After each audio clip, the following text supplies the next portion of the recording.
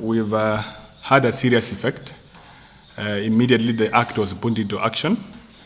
The facilities around have really suffered a big blow. We've lost businesses, and the effect of losing businesses is far much bigger than we can see while seated here.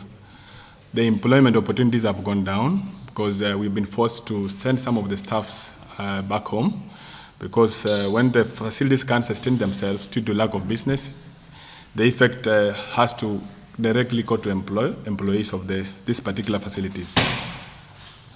As well as, besides loss of employment, there is also aspect of the supply. The supplies are really suffering from the same effect.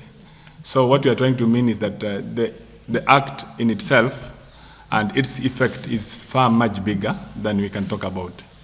And basically, through this implementation, we are seeing a situation whereby most of these facilities, if not, might be closing very soon.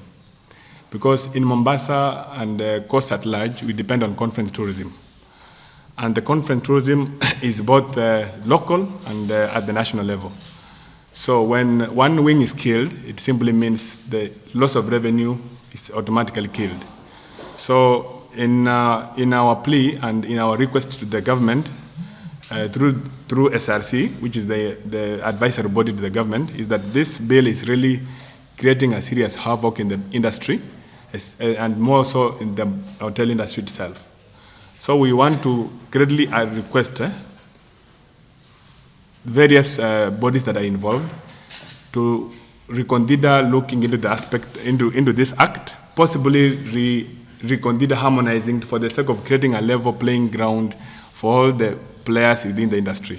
Because as it stands, it's like killing one side of the business within the region, is killing one side and then uplifting the other side.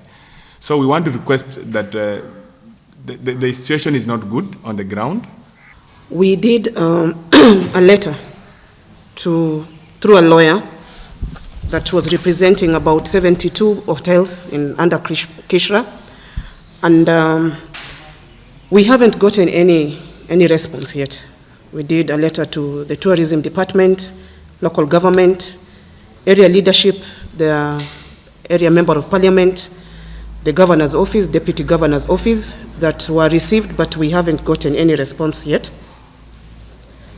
And one thing that I would say is that for us to be able to still run into business is because the investors are really chipping into their pockets, not to close some of these institutions. Because again, when you close an establishment like this, it means so much is really going to waste.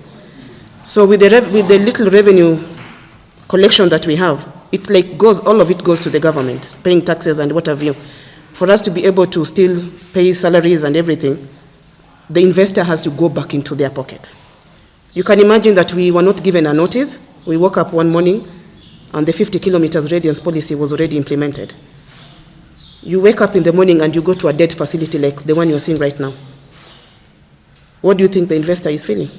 The government has no jobs for us. Somebody woke up in the morning with a dream and gave people jobs.